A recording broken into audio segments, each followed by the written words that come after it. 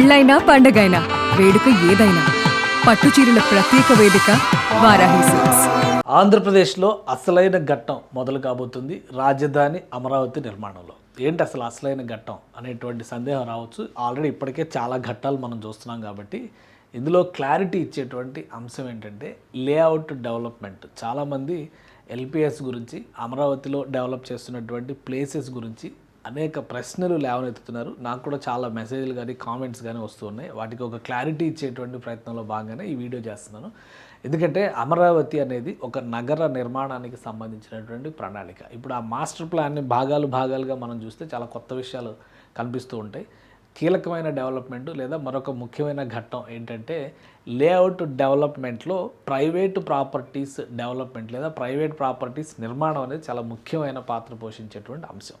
అందులో భాగంగానే ప్రతి యూనిట్ని అమరావతిలో నిర్మిస్తున్నటువంటి ప్లాట్ చేసి ల్యాండ్ లేఅవుట్ చేసేటువంటి క్రమంలో ఎలాగైతే పెద్ద పెద్ద గేటెడ్ కమ్యూనిటీస్లో స్ట్రక్చర్స్ ఉంటాయో ఆ తరహాలో మొత్తం నగరాన్నే ఒక యూనిట్గా తీసుకుని చేయడం అమరావతి ప్రత్యేకత. అందుకనే పదే మాస్టర్ ప్లాన్ గురించి మాట్లాడుతున్నారు. ఆ క్రమంలోనే ఇప్పుడు చేయబోతున్నటువంటి అంకం, ఎందుకంటే 2028 నాటికి మొత్తం లేఅవుట్, రోడ్ స్ట్రక్చర్, ఇన్ఫ్రాస్ట్రక్చర్, ఎమ్యూనిటీస్కి సంబంధించినటువంటి ప్రొసీడింగ్స్ అన్నీ కంప్లీట్ చేసి అందుబాటులోకి తీసుకురావాలని చెప్పని రాష్ట్ర ప్రభుత్వం భావిస్తుంది. అందులో భాగంగానే ఏపీసీఆర్డీఏ ఇతర సంస్థలన్నీ కూడా కృషి చేస్తున్నాయి.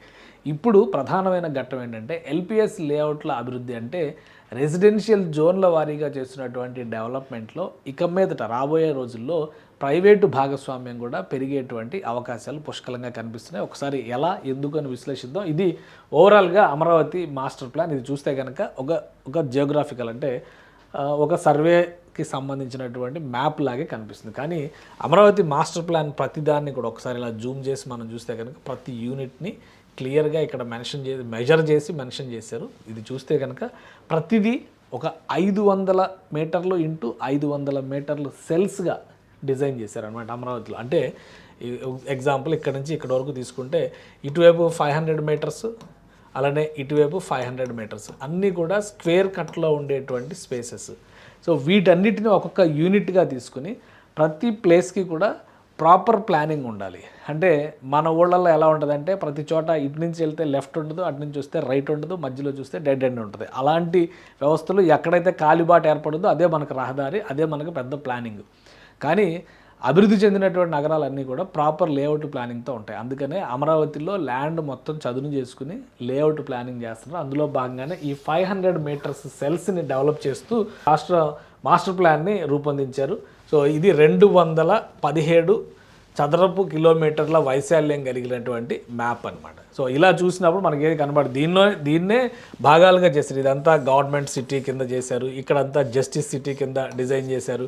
అలానే ఇటువైపు అంతా నాలెడ్జ్ సిటీ అని చెప్పని, ఇటువైపు అంతా ఎలక్ట్రానిక్ సిటీ అని చెప్పని, ఇటేమో హెల్త్ సిటీ అని చెప్పని, ఇక్కడికి వచ్చేసరికి ఫైనాన్షియల్ డిస్ట్రిక్ట్, ఫైనాన్షియల్ సిటీ అని, ఇటుపక్క అంతా టూరిజం సిటీ అని, ఇటు స్పోర్ట్స్ సిటీ, ఇటు మీడియా సిటీ, ఇట్లా 9 నగరాలను కూడా డిజైన్ చేశారు. వీటన్నిటికీ సంబంధించినటువంటి లేఅవుట్ ఎల్పిఎస్ వర్కౌట్. అంటే ఎల్పిఎస్ అనేది ల్యాండ్ పూలింగ్ స్కీమ్కి సంబంధించి ఎక్కడైతే భూములు ఇస్తున్నారో అది. లేఅవుట్ అనేది ఓవరాల్ ప్లాన్. ఎల్పిఎస్ లేఅవుట్స్ అనేది ఎక్కడెక్కడైతే రెసిడెన్షియల్ జోన్స్, ఈ రైతులు భూములు ఇచ్చినటువంటి రైతులు ఎవరైతే ఉన్నారో వాళ్ళందరికీ కేటాయించాయి. కానీ మిగతా లేఅవుట్ డెవలప్మెంట్ కూడా చాలా ముఖ్యమైనటువంటి పాత్ర పోషిస్తుంది. అందుకనే దీన్ని ఇలా విభజించుకుంది. క్యాపిటల్ సిటీ ప్లానింగ్ బౌండరీ, అలానే R1 village planning zone, R2 low density zone, R3 medium density zone, R4 high density zone, C1 mixed use zone, C2 general commercial zone, C3 neighbourhood centre zone, అలానే C4 town centre zone, CS regional centre zone, ఇట్లా అన్నిటినీ కూడా business జోన్లు కూడా, business park zone, ఇట్లా అన్నిటినీ కూడా develop చేశారు. ఈ ప్రతి ఒక్క 500 మీటర్స్ లేఅవుట్ని కూడా ఒకసారి మనం ఇప్పుడు చూస్తే కనుక ఇది గూగుల్ మ్యాప్ లైవ్ మ్యాప్. ఇందులో చూడండి, ఇక్కడ క్లియర్గా కనిపిస్తుంది. ఇదంతా కూడా సీడ్ యాక్సిస్ రోడ్డు డెవలప్మెంట్. ఇక్కడ అన్నీ కూడా ప్రతిదీ ఎక్కడైతే డార్క్ సర్కిల్స్ కనిపిస్తున్నాయో ఇవన్నీ కూడా కలెక్టర్ రోడ్స్ అని చెప్పంటారు. అంటే పెద్ద రోడ్ల నిర్మాణం. ఈ పెద్ద లైన్స్ కనిపిస్తున్నాయి చూడండి, మేజర్ ఆర్టీరియల్ రోడ్స్కి సంబంధించినవి. ఈ బ్లాక్స్ మధ్యలో ఈ చిన్న రోడ్లన్నీ కూడా ఏంటంటే ఇంటర్నల్ రోడ్ సిస్టమ్. అంటే ఇంటర్నల్ రోడ్స్ లేదా స్ట్రీట్స్ అంటాం కదా, అటువంటి వ్యవస్థలన్నీ కూడా ఇందులో ఉంటాయి. కాబట్టి ఇన్నిటిని కలిపి డెవలప్ చేసేటువంటి క్రమంలోనే ఇప్పుడు ఈ జోన్స్ వర్గీకరణ, విభజన అన్ని వరుసగా జరిగింది. ప్రతి 500 మీటర్స్ లేఅవుట్ని కూడా ఈ విధంగా డిజైన్ చేస్తారు. ఇందులో ఇళ్ళు కానీ అన్నీ ఉంటాయి.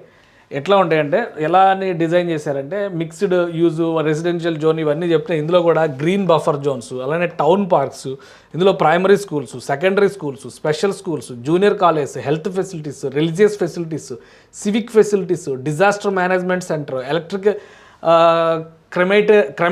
ఎలక్ట్రికల్ క్రెమటోరియం, అలానే టౌన్ సెంటర్, ఇవన్నీ కూడా ఈ ఒక 500 మీటర్స్ ఇంటూ 500 మీటర్స్ బ్లాక్లో వస్తాయి అనమాట. ఇదంతా ఒక లేఅవుట్గా చూస్తే ఎక్కడి నుంచి ఎక్కడ కూడా దీనికి మళ్ళీ డెడ్ ఎండ్ అనేది ఉండదు. ఇది చూడండి, ఈ రోడ్ ఇలా వెళ్ళి ఇక్కడ కలుస్తుంది, ఇక్కడ నుంచి ఇంకో రోడ్డు ఉంటుంది, ఈ రోడ్లో ఇట్లా కావాలంటే ఇట్లా వెళ్ళొచ్చు, మళ్ళీ పైన అటుపక్కన ఇంకో లేఅవుట్ ఉంటుంది. సో అట్లా ఇవన్నిటినీ కూడా ఒక ప్రాపర్ ప్లాన్డ్ సిటీస్గా డెవలప్ చేయాలనేటువంటి ఉద్దేశంతో చేసిన ప్లానింగ్.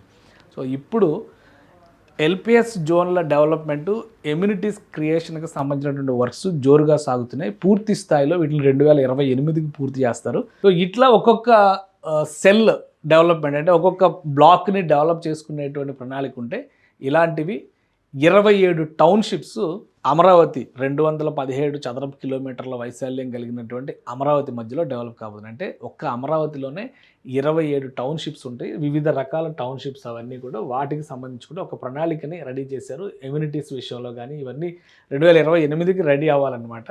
మొత్తం అంతా కూడా వాక్ టు వర్క్ కాన్సెప్ట్తో ఉంటుంది. ఎక్కడైతే అలాట్మెంట్స్ జరిగినాయో అంటే పరిశ్రమలకు కానీ బిజినెస్ సెంటర్స్ కానీ ఎక్కడైతే ఇచ్చారో వాటికి రెలవెంట్గా ఉండేటువంటి నివాస సముదాయాలను కూడా ఆ సమీపంలోనే ఇస్తారు. అంటే 10 నుంచి 15 నిమిషాలు లేదా 10 నిమిషాలు 5 నిమిషాలు 10 నిమిషాలు 15 నిమిషాలు ఈ డిస్టెన్స్లో వాకబుల్గా వెళ్ళి వర్క్ చేసుకునేటువంటి ఫెసిలిటీ కల్పించబోతున్నారు అనమాట. అందుకనే ఇంత ప్లానింగ్ ఉంది కాబట్టి అమరావతి పనుల్లో కొంత మీకు స్లోగా వెళ్తున్నాయి అనేటువంటి అభిప్రాయం కలుగుతుంది. ఇక్కడ చూస్తే ongoing utility ducts subgrade works 2026 ending కల్లా కూడా కలెక్టర్ రోడ్స్ అంటారు, అంటే మెయిన్ రోడ్స్ అన్నీ కూడా కంప్లీట్ చేస్తారు. తర్వాత 27కి లోకల్ స్ట్రీట్స్ ఎన్ఎంటీ అంటే ఇగో ఇక్కడ ఇచ్చారు ఆల్రెడీ. ఎన్ఎంటీ అనేది ఇది ఒక ప్లానింగ్. ఎన్ఎంటీ అంటే నాన్ మోటరైజ్డ్ ట్రాన్స్పోర్ట్ సిస్టమ్స్, అంటే సైకిల్స్ కావచ్చు, బ్యాటరీ బైక్స్ కావచ్చు, లో స్పీడ్ వెహికల్స్ చాలా ఉంటాయి. అటువంటి వాటి కోసం స్పెషల్ ట్రాక్ సిస్టమ్ అనేది డెవలప్ చేస్తారు. కలెక్టర్ రోడ్స్ అంటే ఈ మెయిన్ రోడ్స్ అవుతాయి. ఇంటర్నల్ రోడ్స్ అన్నీ కూడా ఇవి చిన్న చిన్న లైన్స్ కింద ఉంటాయి అనమాట. 2028 కల్లా ఈ పనులన్నీ కూడా కంప్లీట్ చేయాలి. వాక్ టు వర్క్ అనే concept, access to essential public transport system ఇవన్నీ కూడా ఇందులో ఇంటిగ్రేట్ చేస్తూ వచ్చారు. కాబట్టి ప్రతి బ్లాక్ అంటే ప్రతి 500 మీటర్లు బై 500 మీటర్లు ఒక టౌన్షిప్ లాగా మారుతుంది.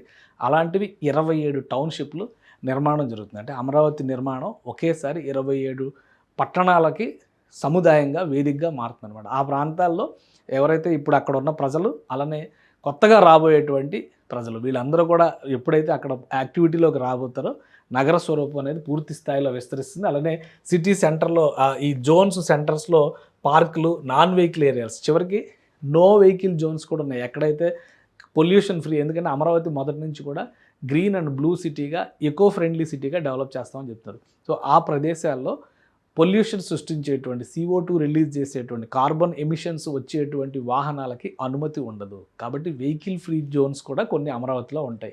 అన్నీ కూడా ఒక్కొక్కటి అంటే హోమ్స్ కానీ అపార్ట్మెంట్స్ అంటే ఒక సైడ్ హై రైజ్ ఇచ్చేవి. హై రైజ్ మీన్స్ 10 అంతస్తులు 12 అంతస్తుల కంటే ఎక్కువ పర్మిషన్ ఇచ్చే అవకాశాలు లేవు ప్రస్తుతానికి. హై రైజ్ పాలసీ అని కూడా ఒకటి తేబోతుంది ఆంధ్రప్రదేశ్ ప్రభుత్వం. అలానే మిగతా అన్ని G+2లు G+1లు ఇట్లాంటివి ఉండేటువంటి అవకాశం ఉంది. ప్లస్ కమ్యూనిటీ సెంటర్స్, ఇతర కమర్షియల్ సెంటర్స్, బిజినెస్ సెంటర్స్ వీటన్నిటిని కూడా ఇంటిగ్రేట్ చేసి అందులో ఏర్పాటు చేయబోతున్నారు. కాబట్టి అమరావతి స్వరూపానికి సంబంధించినటువంటి సమగ్ర ప్రక్రియ ఇప్పుడు మొదలవుతుంది. ఈ స్ట్రీట్స్ అంటే మెయిన్ రోడ్స్కి సంబంధించిన ఎమ్యూనిటీస్ వర్క్స్ కంప్లీట్ అయిపోతే ఈ 27 బ్లాక్స్గా ఉన్నటువంటి టౌన్షిప్స్ డెవలప్మెంట్ ప్రోగ్రామ్ త్వరలో చేపట్టబోతున్నారు. ఈ పనులన్నీ కంప్లీట్ అవడానికి 2 సంవత్సరాల సమయం పడుతుంది. ఎవరెవరైతే ఇప్పుడు చాలామందికి లెటర్స్ ఇచ్చేసారు, ఆల్రెడీ అలాట్మెంట్ లెటర్స్ ఇచ్చేసారు, ఎవరెవరికి ల్యాండ్ ఎక్కడ వస్తుంది అనేది. కానీ ఆ ల్యాండ్ డెవలప్మెంట్ అంటే ఈ ఎమ్యూనిటీస్కి సంబంధించినటువంటి ఇన్ఫ్రాస్ట్రక్చర్ వచ్చిన తర్వాత ఆ ల్యాండ్ యూజ్ చేయడానికి అవైలబిలిటీలోకి వస్తుంది. ఇప్పటికే కొన్ని ప్రాంతాల్లో ప్రైవేట్ అపార్ట్మెంట్స్ కన్స్ట్రక్షన్స్ కూడా అనుమతిస్తున్నారు. అవి కూడా అక్కడ లోకల్గా నిర్మిస్తున్నటువంటి వివిధ సంస్థలకి కావాల్సినటువంటి నివాస సముదాయాల కోసం జరగబోయేటువంటి నిర్మాణాలు.